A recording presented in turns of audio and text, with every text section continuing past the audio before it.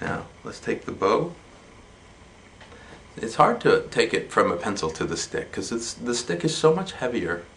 So perhaps it helps if you hold it with your left hand. The very first thing that I do is teach the thumb. I know some teachers will teach a beginner's bow hand by putting the thumb on the metal here. I do not do that, although if I had a 3 or 4-year-old that I decided to teach, I might do that.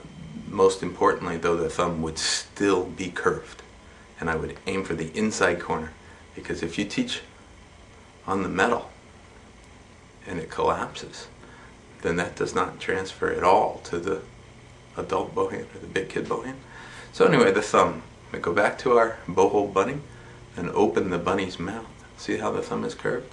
Now the thumb is going to contact, half of the thumb will sit on the frog, half of the thumb will sit on the grip.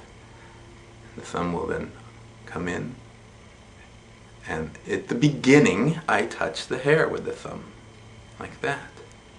This does not mean that for the rest of your violinistic career you touch hair. In fact, I hardly ever really do. But you need a starting point.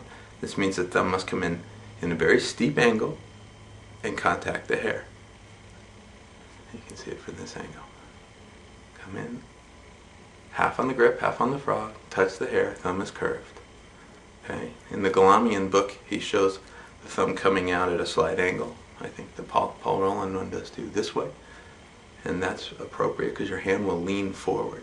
But right now, don't worry about it. Just half on the grip, half on the frog, very steep angle, touch the hair. You're still holding it with the left hand. Now bring the middle 2 fingers down in the first crease, or the first knuckle. Drop the first finger in the first knuckle as well. Again, once you curve it, it may look from the top like it's hitting, there's an angle you might see, between the first and second knuckles. To me, the point of reference, or the feel, the tactile awareness is what I'm looking for.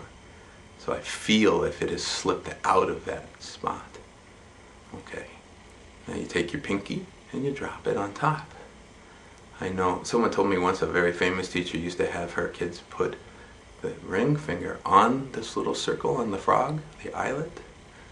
Teach that it was a sailor looking out of a ship hole, portal, window. That goes a little deeper than the bow hand I teach. And it creates a circle with the middle finger instead of between the two. It's totally appropriate. It's just not the one I personally use. My pinky ends up being just on the back side of that. Can you see it? There it is. Now you'll notice these two are together.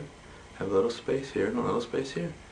There was a tradition for a while where one of the famous teachers had the kids spread their hands out pretty wide, but then later he reversed that concept, thinking it created too much tension in the hand, and I agree. I think the hand needs to be somewhat natural in the way it would fall. Now once you get to this point, hold it this direction so that it's not really lighter, but it feels lighter. You don't have all the weight of the tip pulling down. Here. You can do some exercises where you go up, down, side to side. Pull it in and look at it. And when you look at it, is your thumb still curved? Remember, it needs to be up on the very tip, so this means the thumbnail has to be very short. You cannot have a long thumbnail pushing or it will flatten it out. At no time should the thumb go into the groove of the frog, and at no time should it start to pop through. If it does, go back to this, bring your thumb off, sit on the very tip.